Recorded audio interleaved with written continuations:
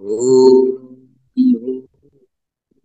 वः स्वाहा तत्सवितुर्वरेण्यं भर्गो देवस्य धीमहि धियो यो नः प्रचोदयात्। ओम सद्गुरु चरण कमलेभ्यो नमः। परम पूज्य गुरुदेव परम वंदनीय माता जी के दिव्य संरक्षण में विराजमान ऑनलाइन दैनिक स्वाध्याय के आज के इस कार्यक्रम में आप सभी आत्मीय बंधुओं का बहुत बहुत स्वागत, बहुत बहुत अभिनंदन है साथियों। आइए आज के सत्र का हम सभी भावपूर्वक शुभारंभ करते हैं। आज का पहला अध्याय है साथियों, कैसे चुने सही कैरियर। इस अध्याय को हम लोग ध्यान पूर्वक पढ़ेंगे। अधिक से अधिक शेयर जरूर करें, लाइक जरूर करें, और यदि कोई प्रश्न हो मन में तो आप उसको भी पूछेंगे। कैसे चुने सही कैरियर, ये युवाओं के लिए बहुत महत्वपूर्ण है। जिन लोगों ने अपने जीवन का लक्ष्य निर्धारित नहीं किया है उन सबके लिए ये अध्याय बहुत लाभदायक होगा। किसी भी व्यक्ति के जीवन में दो घटनाएं अत्यधिक महत्व रखती हैं। पहला, वह किस परिवार में जन्म लेता है, और दूसरी, वह किस कैरियर में प्रवेश करता है। पहली घटना पर उसका कोई नियंत्रण नहीं होता, परंतु दूसरी को वह काफी हद तक प्रभावित कर सकता है। जन्म क्या व्यक्ति की सफलता और ख्याति से कोई सीधा संबंध नहीं है। सफल और संपन्न परिवार में जन्मे बच्चों को अन्य की तुलना में अनेक लाभ होते हैं। अब दूसरी घटना को लिया जाए, करियर यानी जीविकार्जन के लिए हम किस व्यवसाय को अपनाएंगे, ये हमारे जीवन का सर्वाधिक महत्वपूर्ण विषय है, जो बहुत सीमा तक हमारे हाथ में होता है। प्रत्येक व्यक्ति को यह अहम फैसला स्वयं ही करना होता है, हालांकि वह इसमें अनेक लोगों से सलाह ले सकता है। कैरियर का चुनाव यदि इतना महत्वपूर्ण है तो कैसे इसको चुना जाए जिससे कि व्यक्ति को अधिकतम लाभ मिल सके। इस संबंध में काउंसलिंग से बहुत फायदा होता है, परंतु कठिनाई यह है कि इसके लिए सही व्यक्ति मिलना एक समस्या है। इसकी कमी को देखते हुए इस समय कैरियर काउंसलिंग करने वालों की बाढ़ सी आई हुई है, लेकिन इसमें अधिकतर अनुभवी कम है। वास्तव में ये सब सूचना केंद्र है, सलाहकार नहीं। ये केंद्र यह तो बता सकते हैं कि क्या क्या कैरियर उपलब्ध है, परंतु हमको किस कैरियर में जाना चाहिए या कौन सा कैरियर हमको सबसे अधिक सफलता प्रदान कर सकता है, यह बताना उनके लिए कठिन है। तो कौन कर सकता है हमारी समस्या का समाधान? कैरियर गाइड सबसे पहले तो हमारे माता पिता हैं, जो हमको बचपन से देखते समझते आ रहे हैं। उनको पता होता है कि हमारी कमजोरियां क्या हैं और हम किन कामों को ज्यादा अच्छी तरह कर सकते हैं। सामान्यतः पिता ये चाहते हैं कि हम उनके व्यवसाय को अपनाएं। इस बात से उन्हें गर्व महसूस होता है कि उनके पुत्र या पुत्री उनके ही नक्शे कदम पर चल रहा है। इसमें कोई हर्ज भी नहीं है, क्योंकि वातावरण का लाभ तो मिलता ही है। वातावरण से हम वह सब सीख सकते हैं जो कोई स्कूल नहीं सिखा सकता। यदि हमारी रुचि पिता के व्यवसाय में है तो उसे अपनाने में ज्यादा सोचना नहीं चाहिए। लेकिन अक्सर ऐसा होता है कि उस व्यवसाय के लिए हमारे अंदर वह योग्यता या इच्छा नहीं होती जो हमारे माता पिता में होती है। अक्सर यह भी होता है कि घर में पिता या माँ को अपने कैरियर के बारे में इतनी घृणा हो जाती है कि वे हमेशा कहते हैं कि बेटे या बेटी को इसमें नहीं जाने देंगे। अक्सर फौज या पुलिस में काम करने वाले ऐसा कहते हैं। इससे बच्चों के मन में उस कैरियर के बारे में अरुचि उत्पन्न हो जाती है। वास्तव में दोनों ही स्थितियां उचित नहीं है। माता पिता को घर में किसी भी कैरियर के बारे में कोई अंतिम राय नहीं बनानी चाहिए। घर में ऐसा माहौल होना चाहिए कि विभिन्न कैरियर के बारे में समाधान परक बातचीत हो। सबकी अच्छाइयां और बुराइयां खोजी जानी चाहिए।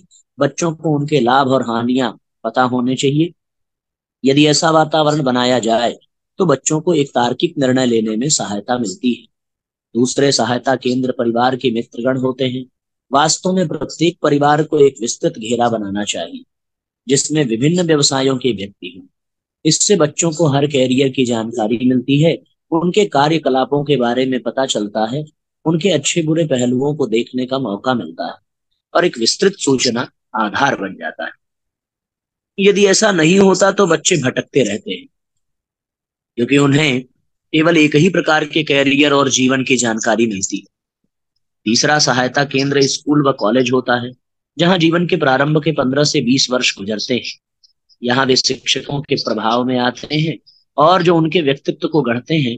इसके अतिरिक्त वे बच्चों की योग्यता व वास्तव को पहचानते हैं। शिक्षकों से अधिक बच्चों का मित्र समुदाय महत्वपूर्ण होता है। प्रयत्न ये होना चाहिए कि इस ग्रुप में विभिन्न व्यवसायों के परिवार के बच्चे हों। इससे बच्चों को कई तरह के वातावरण के बारे में जानकारी मिलती है। चौथा सहायता केंद्र होता है पत्रिकाएं, अखबार व पुस्तकें। इनमें विभिन्न प्रकार के समाचार व लेख पढ़ने को मिलते हैं। इसके अतिरिक्त विभिन्न व्यवसाय से संबंधित शिक्षा केंद्रों के विज्ञापन निकलते रहते हैं। उनसे पता चलता रहता है कि कहाँ कहाँ पर किस प्रकार के शिक्षा के केंद्र हैं। सामान्यतः 10वीं कक्षा में आने पर ही माता पिता कैरियर के बारे में सोचना प्रारंभ करते हैं। तब तमाम सूचनाएं एकत्रित की जाती हैं, मित्रों से बातचीत की जाती है और इधर उधर भाग दौड़ महीनों में ही तय किया जाता है कि कौन सा कैरियर अपनाया जाए। लेकिन ये गलत है। वास्तव में कैरियर के बारे में तो काफी जल्दी सोचना प्रारंभ कर देना चाहिए। 12 वर्ष की आयु तक माता पिता को काफी कुछ सोच लेना चाहिए कि कौन कौन से कैरियर बच्चे के लिए उपयुक्त हो सकते हैं। केवल एक कैरियर के बारे में ही नहीं सोचना चाहिए। ये अत्यधिक प्रतियोगिता का युग है, इसलिए वैकल्पिक कैरियर संभावना के बारे में पहले से ही सोच कर तैयार रहना चाहिए। होता यह है कि यदि बच्चे को किसी अच्छी संस्था में प्रवेश नहीं मिल पाता तो उसको किसी साधारण संस्था में भेज दिया जाता है। 2-3 साल प्रशिक्षण लेने के बाद भी उसको अच्छी नौकरी नहीं मिल पाती। अगर वे ऐसे कार्यक्रम में प्रवेश की अपेक्षा अपनी रुचि के किसी दूसरे कोर्स को चुनते तो वे सफल होते। किसी भी कैरियर का चुनाव करते समय यह ध्येय होना चाहिए कि उसमें नंबर 1 की स्थिति प्राप्त की जाए। इसके लिए 4 बातों पर ध्यान देना होता है: रुचि, योग्यता, प्रशिक्षण और व्यक्तिगत विशेषताएं। इनमें रुचि बहुत ही महत्वपूर्ण तत्व है, किसी भी कैरियर में सफल होने के लिए आवश्यक है। हम किसी भी व्यवसाय को चुने सफलता तब तक हमारे कदम नहीं चुनेगी जब तक हम प्रवीणता हासिल नहीं कर लेते। इसके लिए आवश्यक है कि हम अपने व्यवसाय की बारीकियों को समझें, उसमें हो रहे आधुनिक विकास के बारे में जानकारी रखें और अपना कार्य इस प्रकार करें कि प्रत्येक उससे खुश हो। ये तभी संभव है जब हमें अपने काम में रुचि होगी। तो रुचियां व्यक्तिगत होती हैं। यदि हम और हमारे निकटतम संबंधी हमारी रुचियों को ठीक प्रकार से समझ पाएं तो न केवल हम एक ठीक कैरियर का चुनाव कर पाएंगे बल्कि उसमें अधिकतम सफलता भी प्राप्त कर सकेंगे। योग्यता आज के युग में सबसे महत्वपूर्ण तथ्य है। कम ही बच्चों में जन्मजात योग्यता पाई जाती है। अधिकतर लोगों को ये स्वयं ही विकसित करनी पड़ती है। इसलिए जिस कैरियर में जाना हो उससे संबंधित योग्यताएं प्रारंभ से ही विकसित करनी चाहिए। जो बच्चे आईआईटी की तैयारी 10वीं से ही प्रारंभ करते हैं वे आसानी से सफलता प्राप्त कर लेते हैं। भाषा का अच्छा ज्ञान, स्वयं को अभिव्यक्त करने की क्षमता, तर्कपूर्ण तरीके से सोचना, सिद्धांतों को व्यवहार में प्रयोग करना, कई तथ्यों को साथ रखकर सोचना और समाधान निकालना, इस प्रकार की अनेक योग्यताएं हैं जो बचपन से ही विकसित की जा सकती हैं। प्रशिक्षण योग्यता के बाद सबसे महत्वपूर्ण बात है प्रशिक्षण की। प्रशिक्षण हमारी योग्यता को निखार देता है। ये बात दूसरी है कि स्वयं के व्यापार में बिना प्रशिक्षण प्रवेश पाया जा सकता है, परंतु यहाँ भी पिता या रिश्तेदार के साथ काम करते हुए स्वतः ही प्रशिक्षण हो जाता है। लेकिन अगर व्यवसाय का प्रशिक्षण किसी उच्च कोटि के संस्थान से लिया जाए तो बेहतर होता है। व्यक्तिगत विशेषताएं, प्रत्येक व्यक्ति की अपनी विशेषताएं होती हैं। कुछ लोग किसी बात को जल्दी समझ जाते हैं तो कुछ लोगों को बार बार समझाने पर भी समझ नहीं आता। कुछ लोग अपनी बात अच्छी तरह कह पाते हैं, बातों की तह तक पहुंच जाते हैं और कुछ लोग बोल ही नहीं पाते। इस प्रकार के व्यक्तिगत अंतर सामान्यतः देखने को मिल जाते हैं। कैरियर की सफलता के लिए जरूरी है कि हमारी व्यक्तिगत विशेषताओं का कैरियर के साथ उचित तालमेल हो। जरूरी है आत्मचिंतन। ये अच्छी तरह समझ लेना चाहिए कि कैरियर काउंसलिंग एक डॉक्टर के पास जाने जैसा नहीं है कि बीमारी हुई है और पता चल जाए कि क्या दवाई लेनी है। कैरियर का चयन करना है तो आत्मचिंतन करना या अपने आप को जानना ही होगा। कैरियर से संबंधित विभिन्न पहलुओं के बारे में जितना पता किया जाए और जितनी जानकारी ली जाए अच्छा है, परंतु फैसला तो हमको ही करना होगा, क्योंकि कैरियर चुनने के सही और गलत परिणाम तो हमको ही भुगतने पड़ेंगे, किसी और को नहीं। कैरियर चयन के संबंध में अपनी रुचि क्षमता को विशेष ध्यान रखना चाहिए। इसके बाद कुशलता एवं कड़ी मेहनत की आवश्यकता होती है। यदि इन मानदंडों में हम खरे उतर रहे हैं तो ही उनका चयन करना चाहिए। ये साथियों अपने कैरियर के चयन के लिए कुछ महत्वपूर्ण सूत्र इस अध्याय में थे। इसे आप अपने बच्चों को भी सुनाएं, स्वयं भी समझें और ध्यान पूर्वक समझने का प्रयत्न भी करेंगे कि अपने कैरियर को, अपने फ्यूचर को बनाने के लिए कौन सी फील्ड में जाया जाए। ये सारी बातें इस अध्याय से हमें सीखने को मिलती है। सृजन शिल्पियों के समुदाय को अग्रगामी बनाने में लगी हुई केंद्रीय शक्ति अपने और दूसरों के अनेकानेक उदाहरण प्रस्तुत करते हुए यह विश्वास दिलाती है कि यह पारस से सटने का समय है, कल्प वृक्ष की छाया में बैठने का अवसर है। प्रभाव पर्व में जागरूकता का परिचय देकर हम में से हर किसी को प्रसन्नता, प्रफुल्लता और सफलता की उपलब्धियों का भरपूर लाभ मिल सकता है, साथ ही परिष्कृत प्रतिभा युक्त व्यक्तित्व सजोने का भी। नवयुग का परिवर्तन है। कल्प वृक्ष कौन है साथियों? गायत्री की शक्तियां हैं, पूज्य गुरुदेव का अनुग्रह है। पारस कौन है? स्वयं पूज्य गुरुदेव है। सटने का यानी गुरुदेव से संबंध बनाने का, माँ गायत्री के आंचल को पकड़ने का ये दिव्य पर्व है। जो इससे चूक गया वो अपने जीवन को व्यर्थ गंवा देता है, इसलिए प्रयत्न पूर्वक ये करना चाहिए। मोक्ष प्राप्ति का मार्ग। श्रीमद् भगवत गीता के श्रद्धा त्रय विभाग योग नामक 17वें अध्याय में इनकी 23वीं किस्त। श्रीमद् भगवत गीता के 17वें अध्याय के 23वें व 24वें श्लोक पर चर्चा इससे पूर्व की किस्त में की गई थी। इस श्लोक में श्री भगवान कहते हैं कि ओम तत्सत, ओम तत्सत इन 3 प्रकार के नामों से जिस परमात्मा का संकेत किया गया है, उसी परमात्मा से सृष्टि के आदि में वेदों तथा ब्राह्मणों की रचना हुई और इसीलिए वैदिक सिद्धांतों को मानने वाले पुरुषों की शास्त्र विधि से नियत यज्ञ, दान और तप रूप क्रियाएं ओम इस परमात्मा के नाम का उच्चारण करके ही आरंभ होती हैं। इस श्लोक में भगवान कृष्ण कह रहे हैं कि वह शुद्ध चैतन्य, निर्विकार शाश्वत चैतन्य सत्ता जिससे हम परमात्मा के नाम से जानते एवं पुकारते हैं, वे परमात्मा ओम तत् एवं सत इन 3 नामों से जाने जाते हैं। जप, होम, संस्कार आदि संपूर्ण क्रियाओं की सफलता का आधार ये ही 3 नाम है, इसमें कोई संदेह नहीं है। वे कहते हैं कि यह भी कारण है कि वेदों को और वैदिक सिद्धांतों को मानने वालों के लिए ओम का उच्चारण करके कार्य को करना मुख्य हो जाता है। ऐसा करने के पीछे कारण शब्द नहीं वरन भाव की प्रधानता है। इसके बाद भगवान कृष्ण कहते हैं तदित्य नभिसंधाय फलम यज्ञ तपः क्रियाः दान क्रियाश्च विविधाः क्रियन्ते मोक्ष कांक्षिभिः। तत इति अनभिसंधाय फलम यज्ञ तपः क्रियाः दान क्रियाः च विविधाः क्रियन्ते मोक्ष कांक्षिभिः। शब्द विग्रह है। इसका शब्दार्थ कि तत् अर्थात तत् नाम से कहे जाने वाले परमात्मा का यह सब है। तत् इस भाव से इति फल को फलम न चाहकर अनभिसंधाय नाना प्रकार की विविधा यज्ञ तप रूप क्रियाएं यज्ञ तपः क्रियाः तथा च दान रूप क्रियाएं दान क्रियाः कल्याण की इच्छा वाले पुरुषों द्वारा मोक्ष कांक्षिभिः की जाती है। क्रियन्ते अर्थात तत्नाम से कहे जाने वाले परमात्मा के लिए ही सब कुछ है। ऐसा मानकर मुक्ति चाहने वाले मनुष्यों द्वारा फल की इच्छा से रहित होकर अनेकों प्रकार की यज्ञ और तप रूप क्रियाएं तथा दान रूप क्रियाएं की जाती हैं। ऐसा कहने के पीछे के कारण 2 हैं। पहला, यह संसार नित्य निरंतर परिवर्तनशील है एवं नाशवान है। इस नष्ट होने वाले संसार में अविनाशी सत्ता तो मात्र शुद्ध चैतन्य निर्विकार ईश्वर की ही है। वो परमात्मा ही एकमात्र अजर अमर अविनाशी है। हमारी क्रियाओं का केंद्र भी ऐसी ही शक्ति व चेतना हो सकती है एवं होनी चाहिए। दूसरा कारण ऐसा कहने के पीछे यह है कि समस्त कर्मों को ईश्वर को अर्पण कर देने से ही निरहंकारिता व निष्कामता विकसित हो पाती है। इस नाशवान संसार को अनित्य मानना ही अविद्या का मूल हेतु है एवं अनित्य मानना ही अविद्या का मूल हेतु है एवं इस संसार में आसक्त हो जाने के कारण ही हम उस सर्वशक्तिमान परमात्मा का अनुभव नहीं कर पाते जो कण कण में व्याप्त है। इसीलिए भगवान कृष्ण अर्जुन को यह सूत्र बताते हैं कि इस संसार में परमात्मा को अंतःकरण में धारण करके समस्त कर्मों को निष्काम भाव से उन्हें अर्पण कर देने से सत्य का साक्षात्कार हो पाता है। यह सूत्र भगवान ने साधकों को इंगित करके कहा है इस सूत्र में तीन प्रमुख बातें हैं।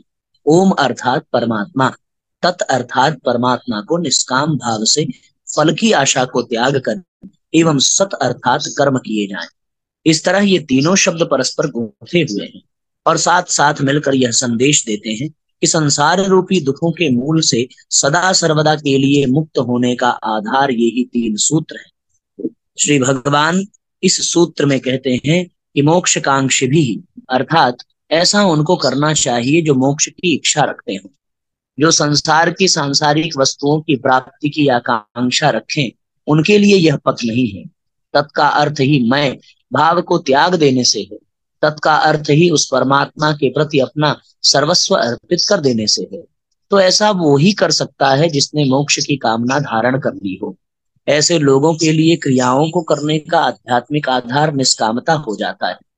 इसीलिए भगवान इस श्लोक में कहते हैं कि फलम अनभिसंधाय, अर्थात फल की आसक्ति न रखते हुए ये सारी क्रियाएं संपन्न की जाएं। जो ऐसा कर पाने में सफल हो पाते हैं वे ही ईश्वर प्राप्ति के अधिकारी बन पाते हैं। भगवान कृष्ण के द्वारा अर्जुन को दिया गया यह संकेत हर उस साधक के लिए दिशा निर्देश है जो मोक्ष प्राप्ति के मार्ग का पथिक है। तो साथियों, हम लोग कर्मों में आसक्त न हो, कर्म फल में आसक्त न हो, जो कुछ भी कर्म करे वो परमात्मा के श्री चरणों में समर्पित कर दे, बस इतनी सी बात है। और मोक्ष की इच्छा आकांक्षा अपने हृदय में जितनी गहराई से धारण कर सके उतना ही शीघ्रता पूर्वक हमारे जीवन में कल्याण होगा। स्वामी रामकृष्ण परमहंस से उनके एक शिष्य ने पूछा कि काम क्रोध पर विजय कैसे पाई जा सकती है।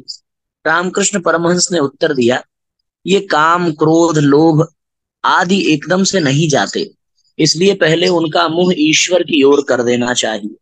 यदि कामना करनी हो तो ईश्वर की भक्ति की करनी चाहिए। ईश्वर ही को पाने के लिए लोभ करना चाहिए। यदि अहंकार ही करना हो तो मैं ईश्वर का दास हूं, मैं ईश्वर की संतान हूं, ऐसा कहते हुए अहंकार करना चाहिए। संपूर्ण मन भगवान को दिए बिना उनका दर्शन हो ही नहीं सकता और अपने दोष भी उनको अर्पित कर देने से काम क्रोध भी सध जाते हैं। बड़ी महत्वपूर्ण सूत्र इन पंक्तियों में थे साथियों कि हम अपने अच्छाइयां बुराइयां सब भगवान के चरणों में अर्पित कर। पूज्य गुरुदेव को जैसा मैंने देखा समझा, इसकी 16वीं किस्त, हिमालय की दिव्यता। हिमालय को वो जड़ नहीं चेतन मानते हैं। उमा महेश से लेकर अन्य देवताओं की सघनता उस क्षेत्र में विद्यमान है, ऐसा वे अनुभव करते हैं। जब जब वे वहां जाते हैं कुछ ऐसे विचित्र अनुभव सुनाते हैं जिससे वहां देव सत्ता की प्रत्यक्ष उपस्थिति पर विश्वास करना पड़ता है। एक बार कुछ जड़ी बूटियों की खोज में रास्ता भटक गए और अपने स्थान से बहुत दूर, संभवतः 20 मील आगे निकल गए। रात हो गई, हिंस पशुओं की आवाज गूंजने लगी। ऐसे समय में एक मनुष्य जैसा शरीर उन्हें हाथ पकड़कर आधे घंटे में ही यथास्थान पहुंचा गया। एक बार वर्षा के पानी से उनका निवास एक ओर से घिर गया। खाद्य पदार्थ समाप्त। इसी समय एक मनुष्य का दिखना और हाथ के इशारे से जमीन खोदने का इशारा करना, खोदा जाना और वहां से एक 20 सेर भारी एक ऐसे मीठे और स्वादिष्ट कंद का निकलना जिस पर भली प्रकार निर्वाह किया जा सके। हिंस्र जंतुओं से आए दिन मुकाबला होते रहना पर कुछ दुर्घटना न घटना। एक बार किसी विपत्तिग्रस्त को सारे पैसे दे दिए, पास में कुछ भी न रहा। दूसरे दिन सिरहाने काम चलाऊं धन मिल जाना। उस क्षेत्र में निवास करने वाली दिव्य आत्माओं का आभास और उनसे भेंट करने का सुयोग आदि एक से एक बढ़कर ऐसे अद्भुत अनुभवों की श्रृंखला उस हिम प्रदेश की है जिसे सुनते जादू तिलस्म जैसे कथा प्रसंग का रस आता है। पर उसमें अतृप्त की बात तनिक भी नहीं है। उनका उच्च व्यक्तित्व कौतूहल वर्धक गाथाएं गढ़कर किसी को भ्रमित करने की चेष्टा करेगा, यह तो कल्पना भी नहीं की जा सकती। फिर भी वे प्रसंग उन्होंने किसी को बताए भी तो नहीं, वे सिर्फ उन्हें ही विदित थे। जिनमें से कुछ की एक हल्की सी झांकी इसलिए प्रस्तुत करनी पड़ी कि हिमालय की दिव्यता को समझा जा सके और उस खदान से बहुमूल्य रत्नों को उत्खनन करने का अन्य आत्मविद्या प्रेमियों को भी लाभ मिल सके। इन दिनों वे फिर इसी क्षेत्र में हैं। लगता है वे भविष्य में भी वहीं से निरंतर दिव्य उपलब्धियां प्राप्त करने और सर्वसाधारण तक पहुंचाने का कार्य करेंगे। प्रतिबंधित अवधि तो वसंत पर्व तक की थी। इसके बाद उनका उभय पक्षीय कार्यक्रम यही है, बादलों की तरह समुद्र से पानी लाना और खेतों पर बरसाना। हरिद्वार का मध्य केंद्र उनके इस ध्येय को पूरा करते रहने के लिए ही तो बना है। वे हर वसंत का बहुत कुछ प्राप्त करते रहे हैं और आगे के लिए अधिक दुस्साहसपूर्ण कदम बढ़ाते रहे हैं। उन्हें अपने पिता पर, हिमालय पर कितना गर्व, कितना विश्वास और कितना अवलंबन है, इसे समझने पर उनकी हिमालय प्रीति का अनुमान लगा सकना संभव हो सकता है। नालंदा विश्वविद्यालय का समृद्ध इतिहास, ये अध्याय थोड़ा बड़ा है साथियों। हम लोग कल इस अध्याय को पढ़ेंगे। आज यहाँ पर कथा का विश्राम दिवस है और जल्दी ही आज की कथा प्रारंभ होगी। आप लोग कथा भी लाइव सुन रहे होंगे। आज की कथा 5 बजे की बजाय 3 बजे से प्रारंभ होगी और गुरुदेव की बड़ी कृपा है। मन में चिंता थी, वातावरण में काफी गर्मी है, लेकिन आज सवेरे से ही यहाँ बारिश और बहुत ही सुनहरा मौसम है, बहुत ही सुनहरा वातावरण है। तो हम लोग 3 बजे कथा प्रारंभ करेंगे, 7 बजे तक पूर्ण करके देर रात में ट्रेन पकड़नी है। कल बनारस वापस आ जाएंगे और फिर आपको स्वाध्याय वहां से फिर लाइव सुनने को मिलेगा। चलिए, एक ही 2 दिन के लिए आना हो रहा है, उसके बाद फिर अगले कार्यक्रम के लिए प्रस्थान भी करना है। पूज्य गुरुदेव की कृपा से ये प्रवज्ञा नित्य निरंतर चल रही है। जब तक शरीर की सामर्थ्य साथ दे तब तक थोड़ा जोर जबरदस्ती भी शरीर से किया जा रहा है।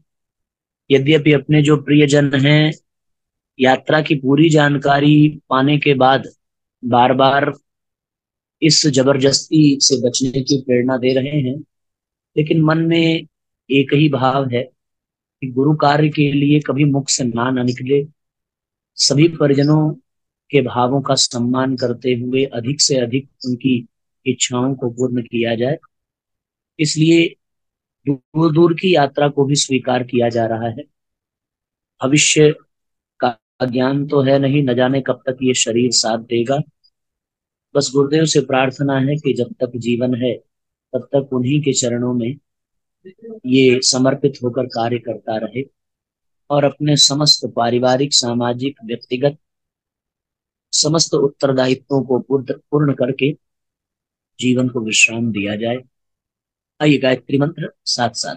ओम भूर्भुवः स्वः तत्सवितुर्वरेण्यं भर्गो देवस्य धीमहि धियो यो नः प्रचोदयात्। सभी आत्मीय बंधुओं को बहुत प्रणाम, सबका मंगल हो साथियों। जय राम जी की शुभ रात्रि।